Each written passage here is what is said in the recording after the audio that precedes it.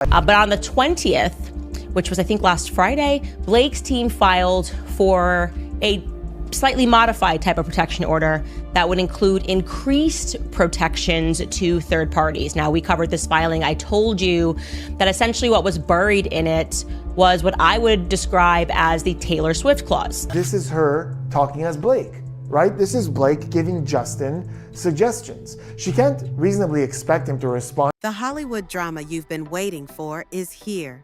The shocking feud between Blake Lively and Justin Baldoni. Once the best of friends, now bitter enemies. What went wrong behind the scenes of their movie It Ends With Us? From friendly text messages and shared family moments to public fallout and lawsuits, this feud has taken over headlines. Was it a toxic set or something darker at play? Today, we're diving into the explosive details that no one is talking about. Stay tuned, because things are about to get wild. Or at least misdirect the narrative. What I like to, call the elephant in the room, the actual meat of the story. I'm just calling it the Taylor Swift clause, essentially allowing the respective lawyers to just deem anything that they want attorney's eyes only, right? So they're like, they get a document and they're just like, you know what, this one, you can see it, Brian, but it's attorney's eyes only. You can't show that to anybody else. So it's really important that you guys understand this differentiation. Like, we have to distinguish between the two, what a standard court protective order is and what Blake Lively's team is asking for, which is an attorney's eyes only designation. Taylor Swift was LOLing with Blake Lively about being a dragon. When Blake Lively and Justin Baldoni first started filming It Ends With Us in 2023, everything seemed perfect. They were close on set, texting each other all the time, sharing personal moments, and even posting family photos on social media. Fans couldn't help but think of them as the ideal Hollywood duo. Their chemistry was undeniable, both on and off screen. But by the time the movie premiered, something had shifted. Suddenly, they were no longer seen together. They didn't show up at press events together, and their once shared social media moments were now distant memories. Blake unfollowed Justin on Instagram, a clear signal to fans that something was off. Even Colleen Hoover, the author of the book It Ends With Us, unfollowed him. This was no ordinary fallout. This was the beginning of a public feud. The question that lingered was, what caused this sudden and dramatic change?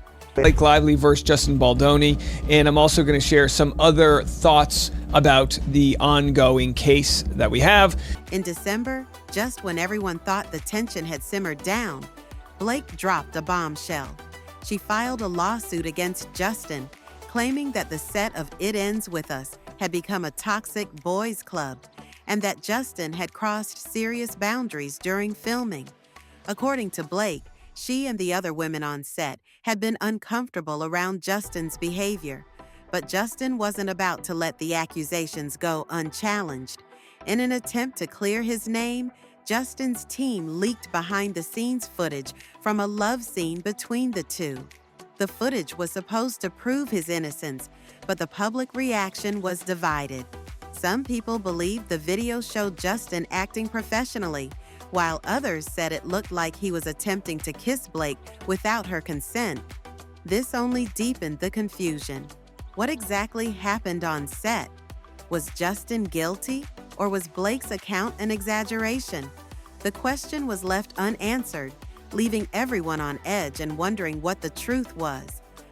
This is her talking as Blake, right? This is Blake giving Justin suggestions. She can't reasonably expect him to respond as Ryle, but then, to be fair to her and see it from her angle, her insisting that they talk more could be her way of saying, I'm not as comfortable with intimacy in this moment. I'd rather this scene be, or at least I thought this scene was going to be more about talking and dancing. So we could see that. Just when it seemed like things couldn't get any crazier, Candace Owens, the conservative commentator, entered the mix. Candace had made a name for herself by roasting politicians and calling out the hypocrisy in the media. But this time, she wasn't going after politicians. She was going after Blake Lively. On her show, Candace began dragging Blake's team. accusing them of manipulating the press and playing the victim card to gain sympathy. But Candace didn't stop there. She suggested that Blake's team had been feeding a one-sided, biased story to the media, and that one particular major newspaper was involved in spreading false information. It was clear that Candace wasn't holding back, and she made it clear that she believed Justin was the real victim here. Blake's team, of course, wasn't pleased with Candace's comments. They mentioned her name in their court filings, showing just how much they were bothered by her involvement in the drama. But did that intimidate Candace? Not in the slightest. In fact, she doubled down, accusing Blake's team of trying to silence anyone who didn't support their version of events. The stakes were higher than ever. Now, here's where it gets truly juicy. Blake's legal team filed for a super strict protective order, and in it, they introduced what insiders began calling the Taylor Swift Clause. What is this, you ask? Well, the protective order would allow lawyers to designate certain evidence as attorney's eyes only, meaning it would be kept from the public. But why would they need such an extreme measure? Everyone immediately thought of one person, Taylor Swift. Blake and Taylor have been best friends for years, and the speculation started to grow that Blake's team was trying to protect Taylor from having her private messages or emails revealed to the world. Blake's lawyers insisted that they needed this protective order to safeguard private third-party information. And let's be real, everyone knew who they were talking about. Was Taylor involved in this feud? And if so, what kind of secrets were being kept under wraps? That's a mystery no one had the answers to, and it only fueled the growing drama. Blake's legal team didn't just stop at trying to protect Taylor. They went on the offensive. Reports surfaced that Blake's team had been sending legal threats to influencers, gossip blogs, and smaller media outlets, demanding they cease discussing the feud. But things didn't stop there. The New York Times, one of the biggest newspapers in the world, got caught up in the mess when they published an article that painted Justin in a bad light. Justin wasted no time in responding. He filed a $250 million lawsuit against the publication, claiming that Blake's PR team had fed them fake news in an attempt to ruin his reputation.